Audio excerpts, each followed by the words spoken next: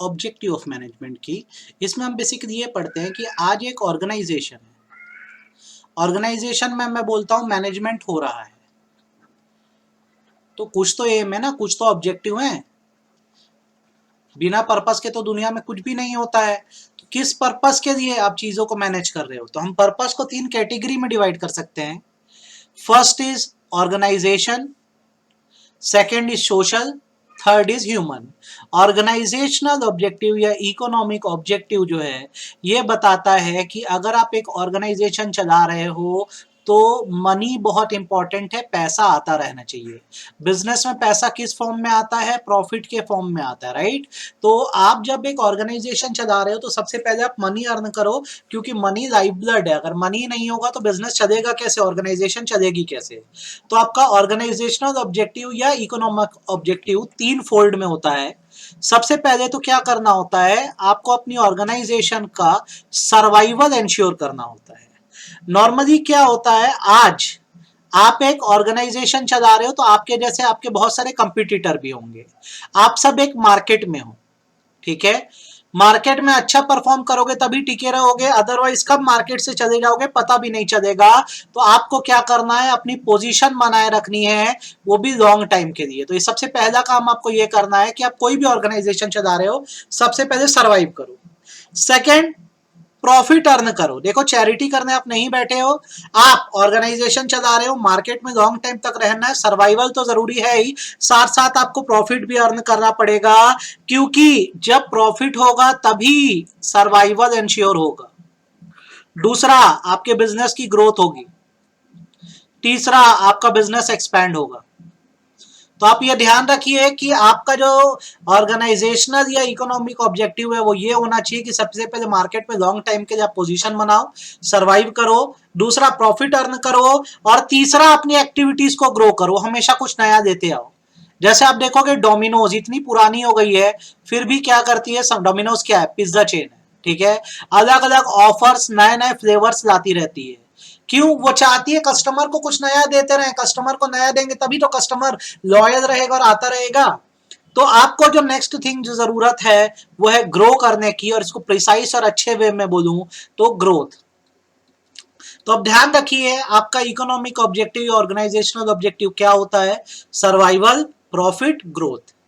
अब आप सर्वाइव कर रहे हो, प्रॉफिट अर्न कर रहे हो, बढ़िया ग्रो कर रहे हो, तो आप टिके हो, मार्केट में पैसा कमा रहे हो।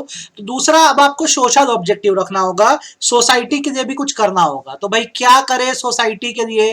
तो आज एक मैं बिजनेसमैन हूं, मैं सोच रहा हूं what to do for society. अगर मेरे दिमाग में ये बात है कि सोसाइटी के लिए क्या करना है, तो कुछ चीजें हम बेहतर कर सकते हैं। जैसे क्वालिटी प्रोडक्ट ने, भाई कस्टमर क्या चाहता है, उसको एक अच्छी क्वालिटी का प्रोडक्ट मिले। और क्या कर सकते हैं, फेयर प्राइस रखें, अनरीजनेबल प्राइस चार्ज ना करें, ठीक है। तीसरा, लोगों को नौकरी दें, एम्प्लॉयमेंट अपॉर्चुनिटी जनरेट करें।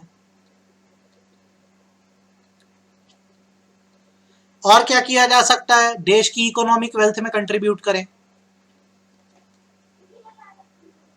इकोनॉमिक वेल्थ में कंट्रीब्यूट करें। और क्या कर सकते हैं, समय समय पर एजुकेशनल, हेल्थ प्रोग्राम्स रखें। ये सारी चीजें जो है हम कर सकते हैं सोसाइटी के लिए। तो सोसाइटी की बेहतरी होगी और हमारा गुडविल बढ़ेगी, जिससे हम मार्केट में और आगे बढ़ेंगे। तीसरा, हमें ह्यूमन ऑब्जेक्टिव रखना चाहिए। ह्यूमन ऑब्जेक्टिव को बेटा पर्सोनल ऑब्जेक्टिव भी कहा जाता है। पर्सोनल मतलब होता है एम्प्लॉइज। हमारी ऑर्गेनाइजेशन की सबसे इंपॉर्टेंट रिसोर्सेस में एम्प्लॉइज आते हैं, जिसे ह्यूमन रिसोर्सेस कहा जाता है। उन्हीं के कारण हम चल रहे हैं, आगे बढ़ रहे हैं। अगर एम्प्लॉइज नहीं रहेंगे तो कैसे एक ऑर्गेनाइजेशन ग्रो करेगी?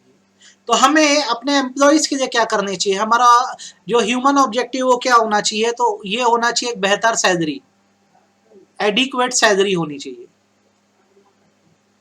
दूसरी चीज, वर्कर के लिए अच्छी वर्किंग कंडीशन होनी चाहिए, गुड वर्किंग कंडीशन होनी चाहिए।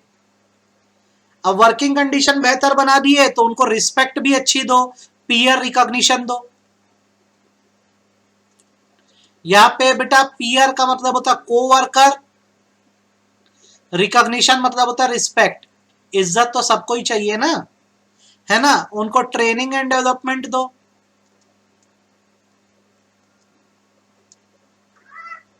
ट्रेनिंग एंड डेवलपमेंट दो। और लास्ट थिंग, सोशल रिकॉग्निशन दो। जैसे आप KFC जाएंगे या पिज्जा हट जाएंगे, डोमिनोज जाएंगे, तो वहां पर सर्टिफिकेशन रहता है employee of the week, employee of the month. ये सबको या कस्टमर्स को बताने के लिए कि कितना एफिशिएंट और बेहतर एम्प्लॉइज है। तो ये सारी चीजें आपको करनी चाहिए। पहले अपने बारे में सोचना इकोनॉमिक ऑब्जेक्टिव है, जिसे ऑर्गेनाइजेशनल ऑब्जेक्टिव भी बोलते हैं। सोसाइटी पे भी ध्यान देना है, सोशल ऑब्जेक्टिव है। और अपने एम्प्लॉइज पे भी ध्यान देना है, ह्यूमन ऑब्जेक्टिव। आई होप आपको ऑब्जेक्टिव समझ आ गए होंगे और ऑब्जेक्टिव में कोई दिक्कत नहीं गई होगी, एकदम क्लैरिटी से आपको ऑब्जेक्टिव समझ आ गया होगा। अब दोस्तों जो अगला सवाल है वो ये है हमारे लिए कि मैनेजमेंट का नेचर क्या है। मतलब बड़े अच्छे नेचर का है सर। नेचर का मतलब अच्छा है बुरा नहीं होता सर। नेचर का मतलब होता है टू विच सब्जेक्ट, किस सब्जेक्ट से मैनेजमेंट रिलेट करता है। कहने का मतलब यह है कि क्या मैनेजमेंट साइंस है, क्या मैनेजमेंट आर्ट है, कि मैनेजमेंट प्रोफेशन है। आपको यह समझना होगा, हमें ये कंपेयर करके देखना होगा किस सब्जेक्ट से ज्यादा कनेक्ट करता है, साइंस से कि आर्ट से कि प्रोफेशन से। तो अगर मैं बात करता हूं जैसे मैनेजमेंट है साइंस की, किसकी बात करता हूं, मैनेजमेंट है साइंस की, तो सबसे पहले तो यहां पर आपको क्या होना चाहिए, साइंस का मतलब पता होना चाहिए। साइंस क्या है, तो साइंस एक बॉडी ऑफ नॉलेज है, एक सब्जेक्ट है भी बोल सकते हो। साइंस एक बॉडी ऑफ नॉलेज है जो कि बेस्ड होता है रिपीटेड एक्सपेरिमेंट पर, एक्सपेरिमेंट पर। इन एक्सपेरिमेंट के बेसिस पर निकलते हैं प्रिंसिपल्स, या जिसे आप रूल्स भी बोल सकते हो। तो अब सवाल ये है कि क्या मैनेजमेंट जो है वो साइंस है, क्या मैनेजमेंट को मैं साइंस मान सकता हूं। तो बेसिकली हमें ये देखना होगा कि साइंस के फीचर्स क्या क्या हैं, और उन फीचर के बेसिस पर हम समझेंगे क्या मैनेजमेंट साइंस है कि नहीं। जैसे सबसे पहला फीचर साइंस का है सिस्टमैटिक बॉडी ऑफ नॉलेज। इसका मतलब होता है साइंस में सिस्टमैटिक स्टडी मटेरियल्स अवेलेबल है।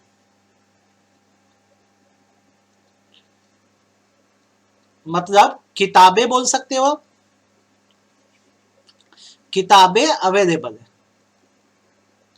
अब यार जैसे साइंस में स्टडी मटेरियल अवेलेबल है, मैं बोलता हूं मैनेजमेंट में भी तो अवेलेबल है, मैनेजमेंट की किताबें आती हैं।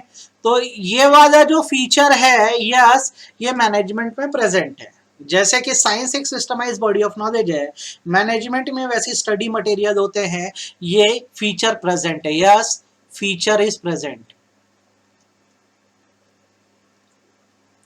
दूसरा फीचर साइंस का ये होता है कि साइंस जो होता है वो एक्सपेरिमेंटेशन एंड ऑब्जर्वेशन पर बेस्ड होता है। तो बेसिकली क्या होता है, जब साइंस में ऑब्जर्वेशन की जाती है तो ये लिविंग और नॉन लिविंग थिंग दोनों पे की जाती है। लेकिन जब आप मैनेजमेंट की बात करते हो तो मैनेजमेंट में जो ऑब्जर्वेशन होता है वो केवल लिविंग थिंग्स पर होता है, मतलब ह्यूमन बींग्स पे, ह्यूमंस पे। तो मैं इस हिसाब से ये बोल सकता हूं कि ये वाला फीचर जो है बेस्ड ऑन ऑब्जर्वेशन, ये पार्शियली प्रेजेंट है, मतलब पूरी तरह से प्रेजेंट नहीं है। ये वाला फीचर पूरी तरह से प्रेजेंट नहीं है। देन बात करते हैं एक्सपेरिमेंट की। तो साइंस में क्या होता है, रिपीटेड एक्सपेरिमेंट होते हैं। साइंस का मतलब ही ये है कि ज्यादा से ज्यादा क्या करो, एक्सपेरिमेंट करो। ठीक है। मैनेजमेंट की जब आप बात करते हो तो मैनेजमेंट में भी क्या होता है, इंसान समय समय पर एक्सपेरिमेंट करता है, लेकिन ये एक्सपेरिमेंट अपने वर्क पे होता है, ह्यूमन बीइंग्स पे होता है। और साइंस के जो एक्सपेरिमेंट होते हैं जैसे कि ऑब्जर्वेशन भी लिविंग और नॉन लिविंग दोनों पे होते थे। सिमिलरली मैनेजमेंट में जो एक्सपेरिमेंट होते हैं वो लिविंग बीइंग्स या ह्यूमन बीइंग्स पे ही होते हैं। तो अगर बोले ये वाला फीचर का क्या हिसाब है, तो ये वाला फीचर भी पार्शियली प्रेजेंट है। ध्यान से सुनिए, अच्छे सीखिए। साइंस क्या है? एक बॉडी ऑफ नॉलेज है जिसमें लगातार एक्सपेरिमेंट होते हैं, रिपीटेड एक्सपेरिमेंट होते हैं और प्रिंसिपल्स निकाले जाते हैं, रूल्स होते हैं। ठीक, साइंस के फीचर ये हैं कि उसमें स्टडी मटेरियल अवेलेबल है, हाँ मैनेजमेंट का भी अवेलेबल है, फीचर प्रेजेंट है। साइंस में ऑब्जर्वेशन होती है पर वो लिविंग और नॉन लिविंग बीइंग दोनों पे होती है। मैनेजमेंट में ह्यूमन बीइंग पे होती है, तो ये फीचर पार्शियली प्रेजेंट है। सिमिलरली साइंस में एक्सपेरिमेंट्स होते हैं जो लिविंग और नॉन लिविंग बीइंग दोनों पर होते हैं, लेकिन मैनेजमेंट में सिर्फ ह्यूमन बीइंग पर होते हैं, तो यह फीचर भी पार्शियली प्रेजेंट है। देन साइंस के जो रूल्स होंगे बेटा, ठीक है, वो यूनिवर्सली वैलिड है। मतलब अगर न्यूटन ने ये कह दिया है कि every action has equal and opposite reaction, तो ये बात ऑल अराउंड दी वर्ल्ड वही है, सभी इस प्रिंसिपल को मान रहे हैं, वर्ल्ड सेम है। लेकिन जब आप बात करते हो मैनेजमेंट की, तो मैनेजमेंट के रूल्स पूरी दुनिया में अलग है, different around the world, different around the world, पूरी दुनिया में मैनेजमेंट के नियम अलग अलग हैं। जैसे अगर आप देखोगे इंडिया में कार में ड्राइवर सीट कहां होती है? राइट साइड में। लेकिन जब आप यूएस की बात करते हो तो वहां पर कार की ड्राइवर सीट कहां होती है? लेफ्ट हैंड साइड में। इंडिया डेमोक्रेसी है तो इंडिया को मैनेज करने का तरीका अलग है। लेकिन जब आप बात करते हो नॉर्थ कोरिया की, तो वहां पे ऑटोक्रेसी है, तानाशाही है, तो वहां के मैनेजमेंट का तरीका अलग है। तो मैनेजमेंट के रूल जैसे कि मैंने बोला पूरी दुनिया में अलग अलग हैं, तो ये वाला फीचर प्रेजेंट नहीं है, नॉट प्रेजेंट। अब आप देखेंगे ना फीचर्स में, तो पहला फीचर प्रेजेंट है, दूसरा और तीसरा फीचर पार्शियली प्रेजेंट है, चौथा फीचर यूनिवर्सल वैलिडिटी। भाई साइंस के रूल पूरी दुनिया में एक जैसे हैं लेकिन मैनेजमेंट के अलग अलग है, तो यह वाला फीचर प्रेजेंट नहीं है। लास्ट फीचर साइंस में रेप्लिकेशन पॉसिबल है। रेप्लिकेशन का मतलब होता है सेम रिजल्ट, सेम रिजल्ट। कहने का मतलब बेसिकली ये है कि अगर मैंने Na में Cl मिलाया तो सोडियम क्लोराइड मतलब NaCl मिलेगा, बनेगा। ठीक है, आप भी जब Na में Cl मिलाओगे तो आपका भी सोडियम क्लोराइड बनेगा, कोका कोला तो नहीं बनेगा। तो आप भी वो एक्सपेरिमेंट करोगे तो वही रिजल्ट आएगा, मैं भी करूंगा तो सेम रिजल्ट आएगा। लेकिन अगर आप बात करते हो मैनेजमेंट की, तो अगर मुझे बात करनी है अक्षय से, तो जब मैं बात करूंगा अक्षय से तो उसका बिहेवियर अलग होगा, और आप बात करोगे अक्षय से तो उसका बिहेवियर अलग होगा। क्योंकि मैनेजमेंट में ह्यूमन बीइंग से डील किया जाता है, तो आप ये नहीं बोल सकते सेम रिजल्ट आए, क्योंकि ह्यूमन का बिहेवियर बहुत अनप्रेडिक्टेबल है और समय समय पर बदलता रहता है, तो ये वाला फीचर भी प्रेजेंट नहीं है। साइंस में सेम रिजल्ट आते हैं, मैनेजमेंट में सेम रिजल्ट आने की कोई गारंटी नहीं है। तो अब देखेंगे तो एक फीचर जो था सिस्टमैटिक बॉडी ऑफ नॉलेज, ये फुली प्रेजेंट था। ऑब्जर्वेशन एक्सपेरिमेंट वाला पार्शियली प्रेजेंट है। यूनिवर्सल वैलिडिटी और रेप्लिकेशन वाला प्रेजेंट नहीं है। तो इस हिसाब से कंक्लूजन ये बनता है कि मैनेजमेंट में क्योंकि एक फीचर तो कम से कम प्रेजेंट था, इसलिए मैनेजमेंट इनएग्जैक्ट साइंस है या सोशल साइंस है। ठीक है, जिसमें कुछ फीचर्स जो है साइंस के भी हैं। तो आपसे अगर एग्जाम में क्वेश्चन आता है वेदर मैनेजमेंट इज साइंस, तो आपका आंसर होगा मैनेजमेंट इज इनएग्जैक्ट साइंस, पूरी तरह से साइंस नहीं है। अगला सवाल दोस्तों, क्या मैनेजमेंट आर्ट है? तो आर्ट का मतलब क्या होता है? अगेन ये भी सिस्टमैटिक बॉडी ऑफ नॉलेज है, बॉडी ऑफ नॉलेज है। आर्ट एक सिस्टमैटिक बॉडी ऑफ नॉलेज है जिसमें विच रिक्वायर स्किल, कला चाहिए, स्किल चाहिए, क्रिएटिविटी, क्रिएटिविटी चाहिए, एंड प्रैक्टिस चाहिए। जैसे कोई भी चीज आर्ट कब बनती है? जब आपके अंदर पहले से स्किल हो, आप प्रैक्टिस करो और करते करते आप परफेक्ट हो जाओ, आपके अंदर क्रिएटिविटी आ जाए। ठीक है, एग्जाम्पल, मेरा शौक कुकिंग है। ठीक, कुकिंग एक स्किल है, कला है जो सब में नहीं होती। कुकिंग सीखनी पड़ेगी, बार बार उसकी प्रैक्टिस करनी पड़ेगी। जब बहुत अच्छी प्रैक्टिस हो जाएगी तो मैं अपनी तरफ से भी नई चीजें बना सकूंगा, मतलब क्रिएटिविटी आ जाएगी। तो अब सवाल ये उठता है क्या मैनेजमेंट आर्ट है? तो चलिए आर्ट के फीचर देख लेते हैं। तो आर्ट में थियोरिटिकल नॉलेज होता है, जैसे अगर मैं बोलता हूं कि आपको कुकिंग करनी है तो इसकी रेसिपी बुक है, रेसिपी बुक आती है, ठीक है। आपको सिंगर बनना है तो इसका अपना कोर्स करिकुलम है, आपको इसकी भी बुक पढ़नी पड़ती है सुर ताल के लिए। अब आप बोलते हो आपको मैनेजमेंट करना है, बेहतर मैनेजमेंट स्टडीज करना है, तो इसकी भी क्या है बुक्स अवेलेबल है मार्केट में, मैनेजमेंट रिलेटेड आपको बहुत सारी बुक मिल जाएगी। तो जैसे थियोरिटिकल नॉलेज आर्ट का है, सिमिलरली मैनेजमेंट की भी बुक्स अवेलेबल हैं, तो मैं बोलूंगा ये वाला फीचर प्रेजेंट है। यस लिख देता हूं, इससे आपको समझ आ जाना चाहिए। दूसरी बात, पर्सनल एप्लीकेशन की बात करते हैं। पर्सनल एप्लीकेशन का मतलब होता है using personal skill, using personal skill. कहने का मतलब यह है कि अगर रेसिपी बुक मैंने पढ़ी है तो कुकिंग भी मुझे खुद ट्राई करनी होगी, मम्मी ट्राई नहीं करेगी, ठीक है। मुझे खाना बनाना सीखना है तो रेसिपी बुक बस इनफ नहीं है, खाना बना के भी देखना होगा। सिमिलरली खाली मैनेजमेंट की स्टडीज काफी नहीं है, किताबें पढ़ना ही काफी नहीं है, आपको चीजों को खुद मैनेज करके देखना होगा पर्सनली। जब तक आप मैनेज नहीं करोगे सीखोगे कैसे? तो क्या ये वाला फीचर प्रेजेंट है? जवाब है हाँ, बिल्कुल प्रेजेंट है। जैसे आर्ट में पर्सनली हमें उस आर्ट को परफॉर्म करके देखना होता है, मैनेजमेंट में भी हमें खुद मैनेज करके देखना होता है। नेक्स्ट, किसी भी आर्टिस्ट को बेटा दुनिया के, किसी भी आर्टिस्ट को दुनिया के रेगुलर प्रैक्टिस लगती है, तभी जाकर वो परफेक्ट होता है। सिमिलरली बेटा जब आप मैनेजर बनते हो तो आपको रेगुलरली चीजों को मैनेज करना होता है, तो एक तरह की ये भी प्रैक्टिस ही हुई। तो भाई ये वाला फीचर भी जो है ये प्रेजेंट है। तो आप देखेंगे तो आर्ट का तो तीनों ही फीचर प्रेजेंट है भाई, थियोरिटिकल नॉलेज भी है, पर्सनली चीजों को खुद करके देखना है और प्रैक्टिस बहुत लगती है। तो इससे कंक्लूजन बेटा ये निकल कर बनता है कि मैनेजमेंट कंप्लीट आर्ट है। साइंस क्या था? साइंस के पूरे फीचर प्रेजेंट नहीं थे तो हम बोलते थे इनएग्जैक्ट साइंस है, लेकिन आर्ट के क्या है पूरे फीचर प्रेजेंट है तो हम बोलते हैं कि मैनेजमेंट कंप्लीट आर्ट है। अब तीसरी बात आती है क्या मैनेजमेंट प्रोफेशन है? तो सवाल ये होता है कि प्रोफेशन क्या है? तो प्रोफेशन बेटा एक ऑक्यूपेशन होती है,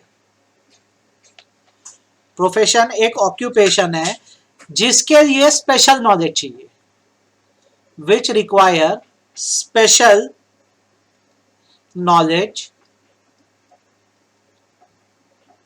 and training.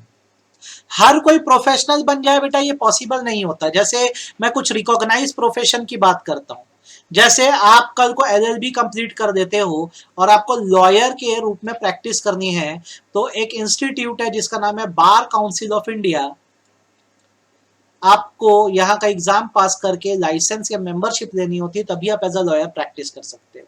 Similarly chartered accountant अगर आपको बनना है तो आपको उनके एग्जाम्स पास करने होंगे, ट्रेनिंग देने होंगी, और इसका इंस्टीट्यूट है institute of chartered accountant of India, जहां की आपको मेंबरशिप मिलेगी।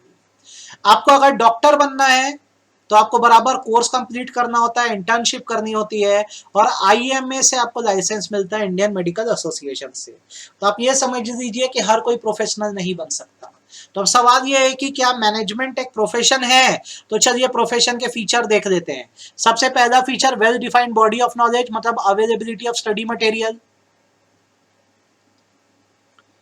अवेलेबिलिटी ऑफ स्टडी मटेरियल लिख देते हैं, स्पेलिंग कभी कभी गलत हो जाती है। अवेलेबिलिटी ऑफ स्टडी मटेरियल, क्या किताबें हैं प्रोफेशंस की? तो हाँ, प्रोफेशन की किताबें हैं, तो मैं बोलता हूँ मैनेजमेंट की भी बुक्स अवेलेबल है, तो ये वाला फीचर प्रेजेंट है, यस, ठीक है। सेकंड, प्रोफेशन में लिमिटेड एंट्री है, मतलब रिस्ट्रिक्टेड एंट्री है, हर कोई प्रोफेशनल नहीं बन सकता। जो कोर्स पास करेगा, इंटर्नशिप करेगा, जिसको मेंबरशिप मिलेगी, वही प्रोफेशनल बन सकता है। लेकिन मैनेजर तो कोई भी बन सकता है। आज एक 10वीं फेल पर्सन भी जो है चीजों का बेहतर मैनेज कर दे रहा है तो अच्छा मैनेजर है। तो ये वाला फीचर जो लिमिटेड एंट्री वाला, जो मैनेजमेंट में प्रेजेंट नहीं है। देन प्रोफेशन का मोटिव क्या होता है? प्रोफेशन का मोटिव होता है सर्विस मोटिव। और जब आप किसी चीज को मैनेज करते हो तो प्रॉफिट अर्न करने के लिए करते हो, ऊपर आपने ऑब्जेक्टिव पढ़ाई है और ऑर्गेनाइजेशनल ऑब्जेक्टिव प्रॉफिट अर्न करना है, तो ये वाला फीचर भी प्रेजेंट नहीं है। Then ethical code of conduct की बात करते हैं। हर प्रोफेशन में बेटा set of rules and regulation होते हैं, हर प्रोफेशनल को उन रूल्स एंड रेगुलेशन को मानना पड़ता है। लेकिन मैनेजमेंट में बोलोगे तो ऐसी कोई बाउंड्रीज नहीं है, ऐसे कोई रूल्स एंड रेगुलेशन नहीं है, तो ये फीचर भी प्रेजेंट नहीं है। देन बात करते हैं प्रोफेशनल एसोसिएशन की, तो हर प्रोफेशन की अपनी खुद की एक प्रोफेशनल बॉडी या एसोसिएशन है। जैसे मैंने आपको एग्जांपल दे दिया है, लीगल प्रोफेशन में बार काउंसिल ऑफ इंडिया है, चार्टर्ड अकाउंटेंट की ICAI है, institute of chartered accountant of India, doctor के लिए इंडियन मेडिकल एसोसिएशन है। लेकिन प्रोफेशन में सिर्फ कॉलेजेस है, अभी ऐसा कोई प्रोफेशनल एसोसिएशन बनी नहीं है, शायद आगे जाके बन जाए, तो ये वाला फीचर भी प्रेजेंट नहीं है।